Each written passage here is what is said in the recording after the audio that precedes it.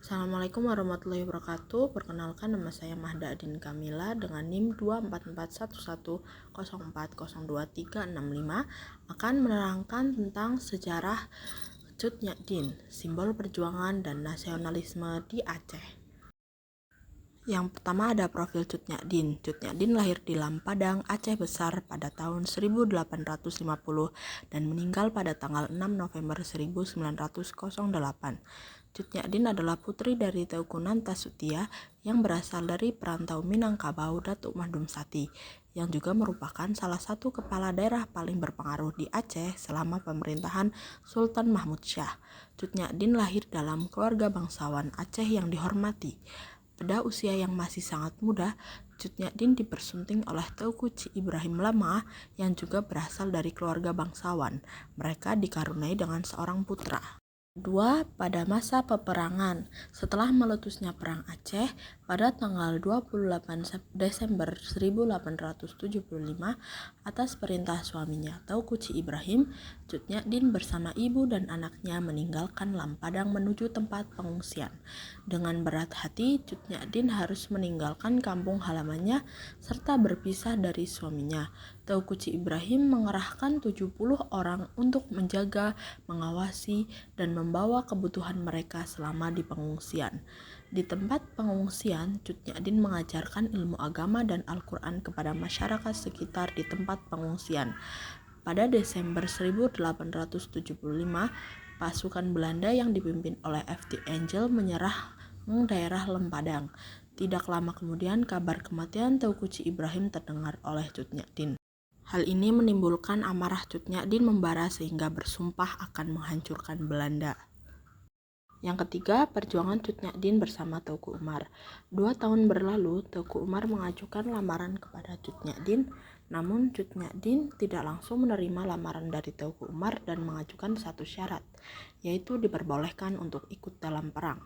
Tanpa berpikir panjang, Teuku Umar menerima syarat tersebut. Mereka bergabung dengan prajurit lainnya di bawah pimpinan Teuku Ci Ditiro, yang kemudian mampu menang atas Belanda. Pada tahun 1891, Teuku Ci Ditiro meninggal dan Teuku Umar dan istrinya Cut Nyak Dien memimpin perjuangan. Di tengah keadaan yang sulit, jalan perjuangan melawan Belanda tampak menjanjikan. Teuku Umar dan Cut Nyak Dien mengalami kekurangan persediaan senjata, bahkan sampai stok makanan habis. Tidak lama kemudian, suami Cut Nyak Dien, Teuku Umar, menyerah kepada Belanda. Meskipun demikian, setelah Cut Nyak Dien menyadari bahwa menyerahnya Teuku Umar hanyalah taktik untuk mendapatkan senjata dan amunisi yang diperlukan oleh pasukan Panglima Polim, kerisauan Cut Nyak Dien hilang. Setelah pemerintah Hindia Belanda mengetahui bahwa Teuku Umar adalah seorang pengkhianat, mereka memutuskan untuk menangkapnya dengan cara apapun, baik hidup atau mati. Selanjutnya, gugurnya Teuku Umar. Cut Nyak Dien melepas keberangkatan suaminya dengan doa dan harapan akan kemenangan. Dari Pasir Putih, pasukan bergerak menuju benteng Van Hechts dengan rencana melakukan serangan besar-besaran pada malam harinya. Bagi para pejuang Aceh, hanya ada 2 pilihan saat menghadapi penjajah, meraih kemenangan atau gugur sebagai syahid. Karena itu, mereka rela mengorbankan segalanya, termasuk keluarga, harta, bahkan nyawa demi tanah air. Cut Nyak Dien tetap setia terhadap Teuku Umar dalam peperangan meskipun dia harus berpindah-pindah untuk mencari tempat yang aman untuk bersembunyi. Dia melakukan ini dalam situasi yang sulit dan menakutkan saat peperangan. Pada tahun 1898, ketika situasi menjadi makin sulit karena dikejar oleh tentara Belanda, Teuku Umar memutuskan untuk mengungsikan Cut Nyak Dien ke tempat yang lebih aman dan jauh dari musuh. Di Melaboh, Teuku Umar dan pasukannya dikepung oleh pasukan Belanda, namun mereka tidak menyerah sampai titik darah penghabisan, dan Teuku Umar gugur dalam pertempuran tersebut. Lalu, strategi gerilya Cut Nyak Dien. Setelah suaminya meninggal di medan perang, Cut Nyak Dien tetap semangat juang. Meskipun dia semakin tua dan fisiknya semakin lemah, dia tetap tidak mau menyerah. Selama pertempuran berikutnya, Cut Nyak Dien melewati lurah, gunung, sungai, dan rawa dengan sangat sakit. Meskipun Perang Aceh secara resmi berakhir ketika Sultan Aceh menyerah kepada Belanda pada tahun 1903. Cut Nyak tetap tidak menyerah. Dia terus berjuang, kehilangan satu persatu anggota pasukannya karena kelaparan atau menyerah.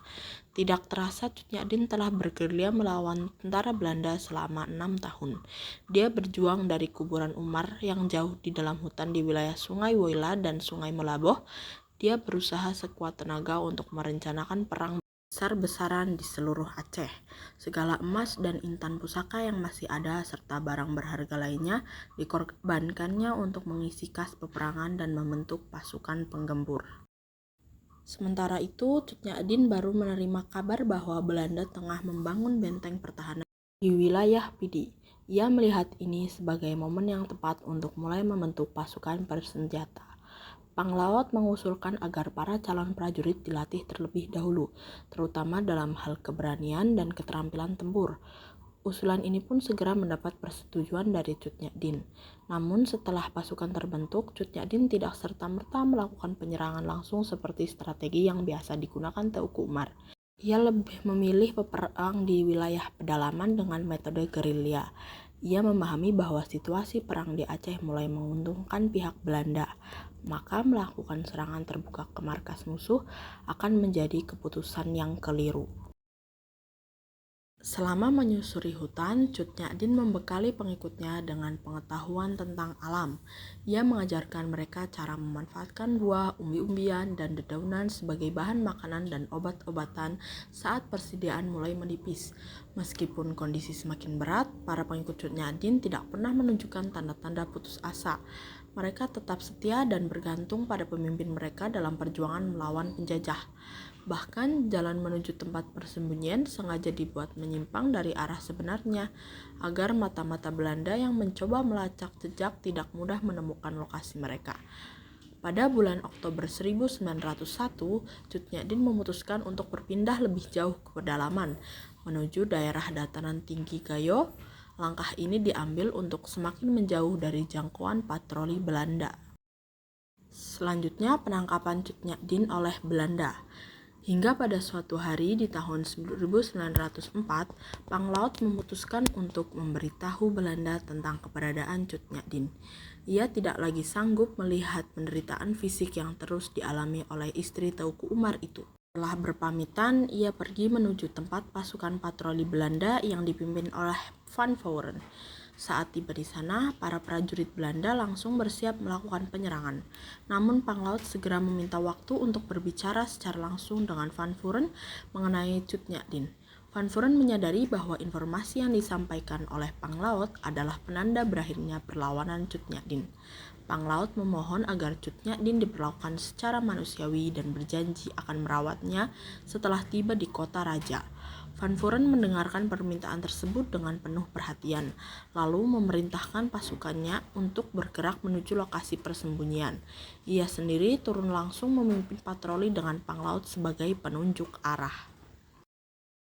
Lalu Cut Nyak dibawa dan ditahan di daerah Kutaraja, Banda Aceh. Selama ditahan di Aceh, Cut Nyak mampu meningkatkan semangat perlawanan rakyat Aceh dan masih berhubungan dengan para pejuang Aceh yang belum berhasil ditangkap.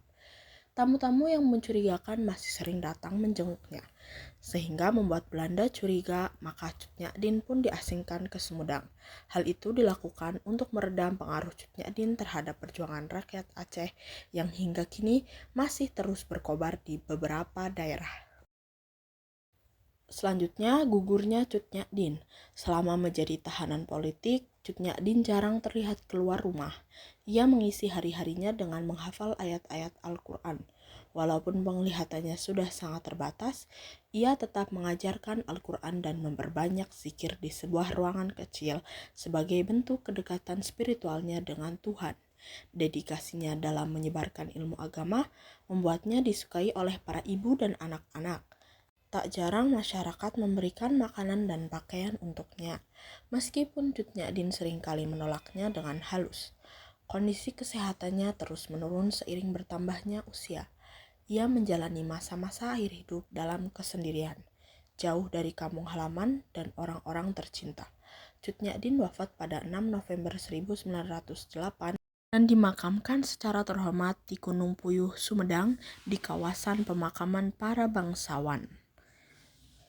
Terima kasih. Wassalamualaikum warahmatullahi wabarakatuh.